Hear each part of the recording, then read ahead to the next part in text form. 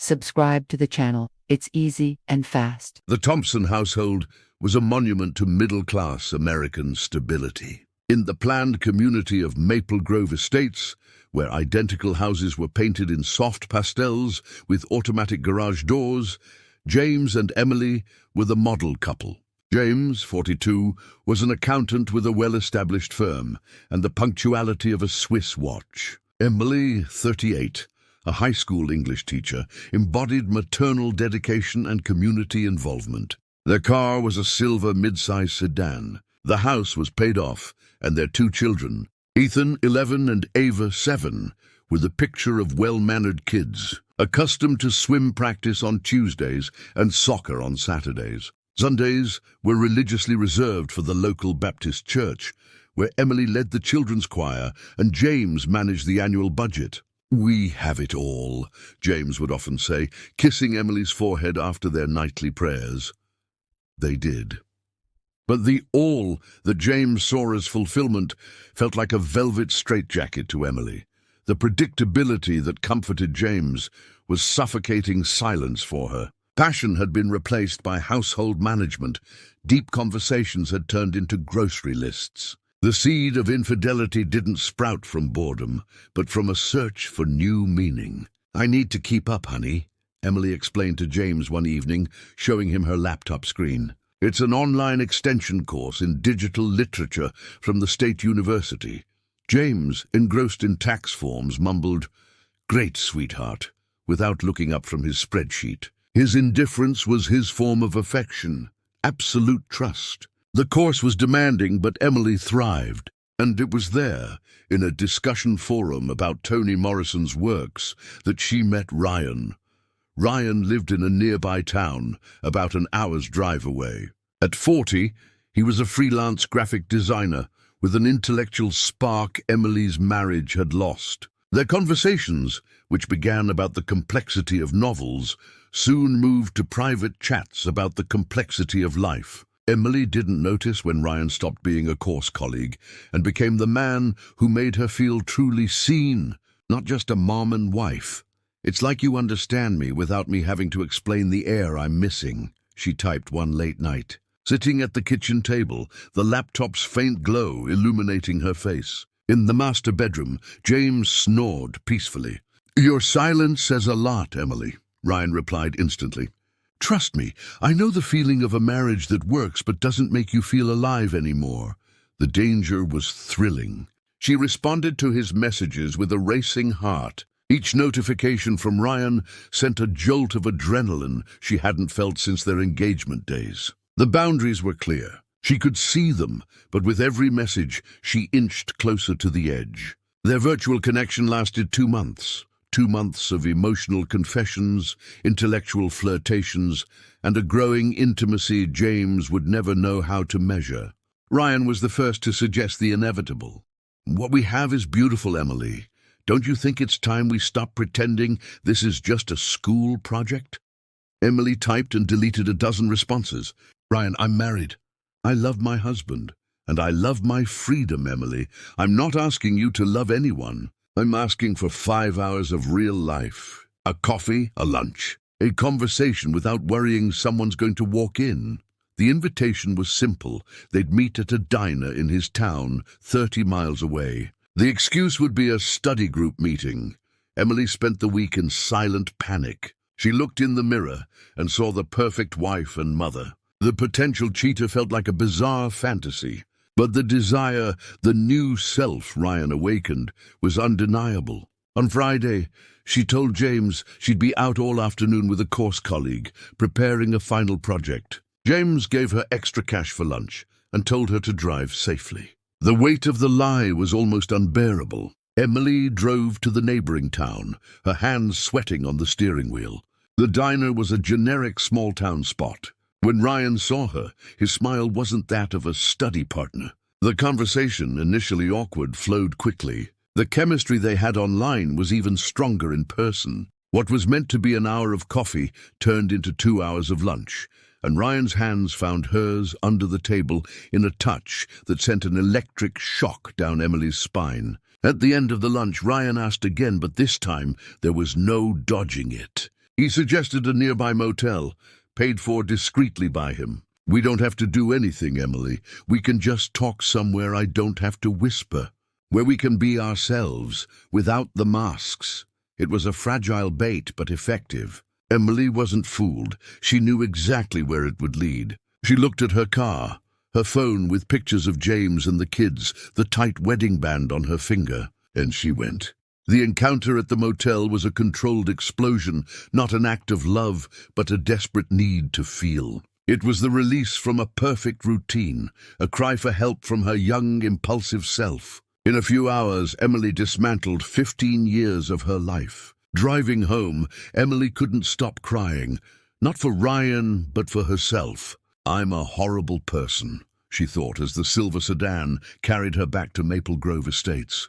The guilt was a chilling poison. She swore, hand on heart, that this was her first and last mistake. She'd tell Ryan it was over and reclaim her life. But when she parked in the garage, James greeted her with a hug and the familiar scent of cheap cologne. I'm proud of your dedication, honey. How'd the project go? Emily smiled, kissed her husband, and felt the knot of guilt tighten. She glanced at the staircase, where the kids' bedroom light glowed. For a moment, the thought that keeping the secret was worth feeling alive again overshadowed the pain of her sin. Her vow not to do it again was broken 3 weeks later under the same online course excuse. And so, the mistake became a habit, and the habit became Emily's double life. The exemplary English teacher became, ironically, a master storyteller. Emily, the perfect wife and teacher, became adept at deception. The double life settled in with the ease of a new grammar rule. Every 2 weeks, the study group meeting in the neighboring town was the perfect excuse to meet Ryan. She meticulously planned her outings to align with James's office hours or Ethan's swim practice. To maintain the facade, she needed details. Sarah got into a fight with the sociology professor today, she'd invent, adding spice to the routine's bland soup upon her return. The course is getting too focused on SEO and less on literature, you know.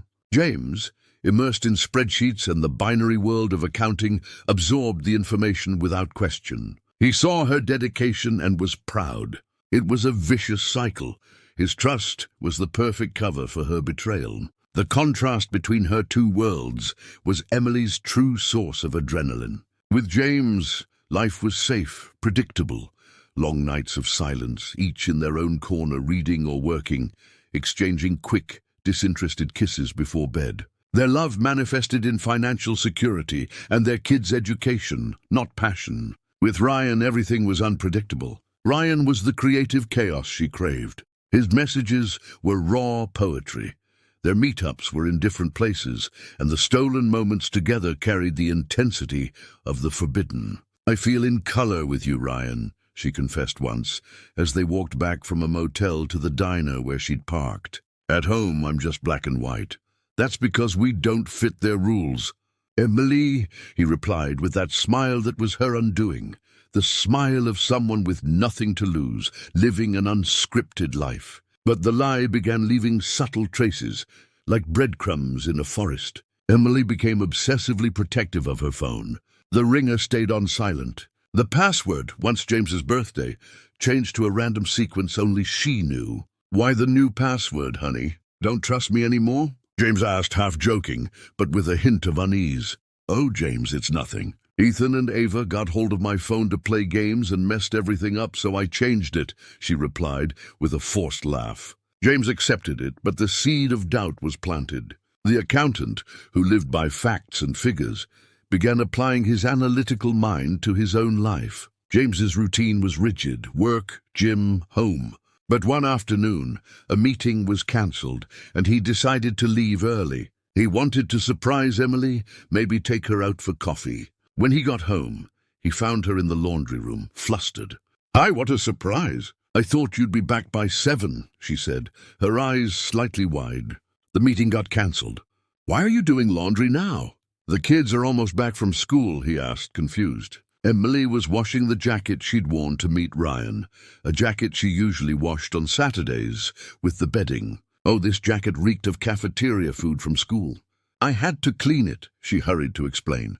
James nodded and leaned in to kiss her. As he hugged her, he caught a strange scent on Emily, different from her usual perfume. It wasn't perfume, but something his sharp olfactory memory vaguely recognized as a masculine soap he didn't use. The moment froze in James's mind. Emily flustered, the jacket being washed out of schedule, and the unfamiliar scent. He said nothing. The accountant couldn't accuse without evidence. But from that day, James began collecting data. He noted the study group days, Emily's delays, her excuses. The statistical analysis of his marriage had begun, and the numbers weren't adding up. The collapse came on a Wednesday night, 2 months after the first scent. Emily, exhausted, fell asleep on the couch, her laptop still open on her lap, displaying an article about the course. James approached to close the computer and carry her to bed. The laptop was slow and the scroll bar seemed stuck. James clicked to close the browser, but accidentally opened Emily's minimized downloads folder. He wasn't looking for anything, but there he saw an image file named Ryan Trip 12 JPEG. With the cold precision of an auditor, James opened the file. It was a photo of Emily and Ryan smiling and embracing. Not an innocent selfie. They were on a deserted beach during a weekend Emily had claimed was a teachers' conference in a coastal town. The setting left no doubt. It was a stolen moment of intimacy, with the complicity of a late afternoon sun. James didn't yell. He didn't smash the laptop. He became the oppressive silence that was the real James in crisis. He grabbed a USB drive from his office, copied the image, and closed the laptop, placing it back on Emily's lap as if nothing had happened. He climbed the stairs, entered their bedroom, and sat on the edge of the bed, the photo open on his tablet. He stared at Emily kissing Ryan, then he looked at their wedding photo on the nightstand. The contrast was a physical assault. The accountant had reached his conclusion. The marriage was bankrupt. The next morning, Emily woke feeling oddly refreshed. James was in the kitchen sipping coffee. The scene was normal, except for one thing. James stood in his suit and tie, not reading the newspaper as usual. He was just staring at his mug. "Morning, honey. Coffee's great," she said, grabbing her cup. James didn't look up. His voice was low, cold, and surgical, like he was reading an audit report. "Sit down, Emily." Emily's blood ran cold.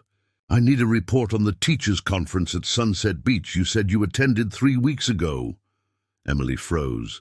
"What? Why bring that up now?" James, emotionless, extended his hand. In his palm was the USB drive. "I don't want a verbal report, Emily. I want facts. Last night, I found a download on your computer, a file named Ryan Trip 12 JPEG. The number 12 suggests there are at least 11 others. I want all the facts. The man's full name, the frequency of the meetings, and how much of our family's money was spent on this. This parallel accounting." Emily didn't cry. The shock was so overwhelming that paralysis took over. She knew the truth. The monster she'd fed in secret had finally emerged to burn the house down. "James, please forgive me," she stammered, tears coming in a belated flood. James stood. His eyes held not anger but abysmal disappointment. "I'm your husband, Emily. Your neighbor, your church friend, the father of your kids. I'm not your confessor. And forgiveness doesn't erase the debt. I'm calling a lawyer. You're not leaving the house today. You'll call the school and say you're sick. You'll stay here, wait for the lawyer's call, and start writing your statement because I want this story's end." The Thompson home, once a beacon of normalcy, became a tomb of silence and resentment. James, with the cold precision of a judge, acted ruthlessly. That same day, he called his lawyer and began divorce proceedings. Emily, confined to the house, felt like a prisoner in her own gilded cage. Her calls to the school and church, justifying her absence, were hollow lies she knew would soon be exposed. The kids, Ethan and Ava, were the first to feel the shift. Dinner, once a festival of laughter and childish chatter, became a meal where James and Emily barely made eye contact. The father stopped kissing the mother in front of them. The mother, once always smiling, now wore a face marked by insomnia and guilt. "Dad, is Mom sad?" Ava asked James one night as he tucked her in. James couldn't answer. The resentment was a lump in his throat. He just hugged her tighter, feeling his daughter's innocence slowly shatter before the approaching truth. In Maple Grove Estates, news of the Thompsons' divorce spread like wildfire. At first it was marital issues, but James, in his pain, couldn't bear the weight of the lie. In a conversation with the pastor and his best friend, Mike, a neighbor, he let the truth slip. Emily cheated on me. The bomb detonated. Emily, the teacher who taught morals and manners, the children's choir leader, the accountant's exemplary wife, was the adulteress. The Baptist Church, once her safe haven, became a silent tribunal. Pitying, disgusted, and judgmental stares followed her. Mothers who once praised her dedication now whispered as she passed. Her prayer group stopped inviting her. At the grocery store, on the street, at the park, Emily felt the eyes. The kids suffered too. Ethan, once a sociable boy, became the target of cruel school comments. "Your mom's that teacher, right?" Ava, too young to grasp the full meaning of cheating, felt her father's absence at home and her mother's constant sorrow. Emily, the woman who traded black and white for a burst of color, now lived in grayer shades than she'd ever imagined. The freedom Ryan cherished crumbled as fast as their affair had bloomed. James, in his meticulous way, wasn't content with just divorcing. He wanted everyone to know, and Ryan's role was key. James contacted Ryan not to threaten, but to inform. "Your cool designer image is trash now. I have proof of you and my wife on a trip, and I'll use it all." Ryan, who saw himself as a free spirit, watched his house of cards collapse. His life depended on his reputation. A month after the discovery, Ryan's wife, already suspicious of his increasingly frequent work trips, found Emily's messages on his phone. The explosion in Ryan's marriage was even more violent than the Thompsons. His wife, a fiery woman with influential contacts, made sure the news spread. The story of Ryan and Emily's affair swept through Ryan's small community. As a freelancer, his reputation was everything. Suddenly, clients stopped calling. Projects were cancelled. His name, once tied to creativity, became synonymous with the guy who wrecks families. Within 6 months, Ryan lost his wife, his home, and most of his client base. He was forced to move to a new town, starting over with a stained reputation that followed him like a digital shadow. The freedom he sought cost him everything. The Thompsons' divorce was finalized 8 months after the discovery. James kept the house, the car, and primary custody of the kids. Emily moved to a small rented apartment in the neighboring town, trying to escape the judgmental stares. She lost her job at the school. No one officially fired her for misconduct, but her contract wasn't renewed, and openings at other schools mysteriously dried up. The once respected English teacher now gave sporadic private lessons, struggling to make ends meet. Her kids visited on weekends, but their hugs lacked the old spontaneity. Ethan, the eldest, barely looked at her, his father's silent anger reflected in his eyes. Ava, the youngest, still loved her, but carried the sadness of a broken home. James, though in the right and with custody, bore the scars of betrayal. The punctual, confident man became suspicious and withdrawn. His faith in the church wavered. He devoted himself to the kids and work, but joy had vanished from his eyes. He'd won, but the victory tasted bitter and lonely. In her small apartment, Emily looked at the life she'd built and destroyed. It had been so easy, a computer screen, a flirty message, the pursuit of a lost thrill. She'd had the perfect family, a trusting husband, kids who loved her, a community that respected her, all for a moment of feeling alive, of feeling in color. She recalled her words to Ryan, "At home, I'm just black and white." Now, staring at her reflection, her life was no longer colorful. It was a monotonous gray, without the security of the black and white she'd once despised. What she sought as more cost her everything. The price of her quest for novelty was the destruction of innocence, the staining of reputations, and the irrecoverable loss of her safe harbor. Infidelity wasn't just a mistake, it was a tsunami that swept away everything, leaving only wreckage. And Emily, the teacher who cheated, was now the top student in the harshest lesson, the value of trust and the unbearable cost of breaking it. The accountant had balanced the books of their marriage, and the balance was zero. Subscribe to the channel. It's easy and fast.